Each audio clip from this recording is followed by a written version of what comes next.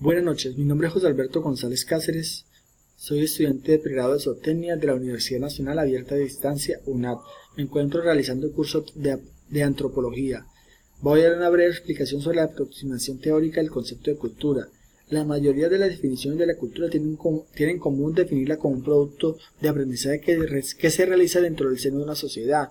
Se supone que el hombre empezó a crear cultura como respuesta a situaciones ambientales, determinantes que influyeron a que se diera una selección natural y por lo tanto una evolución biológica. ¿Para qué nos sirve el concepto de la cultura? El término cultura sirve para que el hombre logre conocerse a sí mismo y a su propia conducta, por un lado la parte individual y por otra el ser social que interrelaciona con los individuos de su comunidad. Para entender más el concepto de cultura tenemos que hablar sobre la relación que existe entre la sociedad y la cultura. Una sociedad es un agregado de individuos que están unidos por una serie de principios comunes que actúan juntos para conseguir metas y mantienen una serie de relaciones interpersonales. La cultura son las relaciones que se dan en una sociedad, las cuales no son casuales, sino que son respuesta a una estructuración y ordenamiento de normas de comportamiento adquirido a través de un aprendizaje donde se establecen lazos afectivos y emocionales entre ellos. Para definir el término cultura existe mucha controversia, por lo tanto los antropólogos se identifican en dos corrientes, materialistas y mentalistas. Los materialistas consideran la cultura como una atracción, es decir, una serie de reglas o normas dadas por el comportamiento de fabricación de objetos materiales. Según Taylor, que ve la cultura como un todo complejo, incluye el conocimiento de la ciencia, el arte, la moral, el derecho, la costumbre y los hábitos adquiridos por el hombre como miembros de una sociedad. Los mentalistas consideran la cultura como la abstracción de decir una serie de reglas o normas dadas por el comportamiento de fabricación de los objetos materiales. La relación entre los términos enculturación, relativismo cultural y etnocentrismo son los siguientes. El término de enculturación hace referencia al aprendizaje consciente o inconsciente, por lo que las generaciones más jóvenes adquieren conocimientos sociales y los modos de comportamiento de las generaciones mayores. ¿Eso qué quiere decir? Que la parte inconsciente se da en los primeros años de vida del individuo, ya que en esta época es donde se aprende el comportamiento esenciales como el comer, el hablar, el aseo personal, entre otros. Sin embargo, estos procesos no terminan ahí, estos siguen durante toda su vida.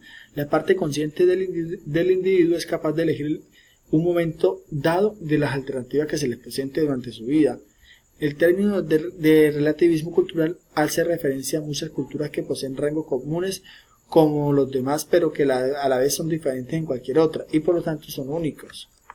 Entendemos por etnocentrismo que es la tendencia a considerar un modo de vida preferible a los demás. Es la costumbre de juzgar de forma poco crítica el comportamiento de otra gente de acuerdo al conjunto de normas propias. Es la manera en que valoran su propia cultura por encima de los demás. Estos son los que dicen que la cultura de ellos es la mejor y que a los demás no les importa prácticamente. Dentro de la cultura encontramos los universales. Referente a los universales de la cultura, los antropólogos observaron que en todas las culturas existían unas constantes determinadas. Uno de los primeros que ofreció una clasificación de la pauta cultural universal fue Whistler, que agrupó los hechos de cultura en 9 categorías, como lo son el habla, los rasgos materiales, el arte, la mitología, el conocimiento científico, la práctica religiosa, la familia, sistemas sociales, propiedad, gobierno y guerra. De acuerdo a todo esto y a lo anterior, los investigadores sociales han ofrecido 3 tipos de explicaciones. La primera, podemos considerar que lo universal tiene una razón de ser de las necesidades biológicas del hombre, pues eso constituirá un requisito previo para la formación de sociedades. Por ejemplo, hay necesidades que son comunes entre los hombres y los animales, como cuidar sus crías, buscar su alimento y su hábitat. La forma en que cada especie resuelve sus necesidades es la que los diferencia de unas a las otras. Segundo, se considera universal como producto de una investigación muy antigua a través del tiempo se ha difundido por todo el mundo, como por ejemplo los inventos claves como el uso del fuego, la invención de la rueda, la fabricación de herramientas para trabajo, entre otros, que se dispersaron por todo el mundo de una forma más o menos amplia. Los universales pueden aparecer como resultado de la unión de rasgos culturales debido a las ventajas que éstas presentan. En su adaptación, seguramente se inventarían técnicas similares que sobrevivieron o reemplazaron por su valor funcional para el grupo. La cultura tiene varios componentes. El comportamiento humano está sometido a unos modelos cuyo aprendizaje quiere que el individuo a través del proceso de enculturación se pueda decir que la conducta es repetitiva y por lo tanto casi igual. Se puede decir que la cultura está integrada por una serie de pautas que reflejan las respuestas individuales, cotidianas y habituales de todos los individuos. Las pautas de conducta de una sociedad varían de acuerdo a la edad y el sexo. No podemos esperar que el comportamiento de un niño sea el mismo comportamiento de un adulto. La línea de tiempo está de Taylor en 1871, quien para él la cultura está en un proceso de evolución lineal por etapas bien definidas, idénticas, y por lo cual tienen que pasar todos los pueblos, aunque un ritmo y velocidad es diferente. En cambio, para Boas, la concepción de la cultura basada en el particularismo histórico recupera la historia que enfatizaba de las diferentes culturas, es decir, un relativismo cultural.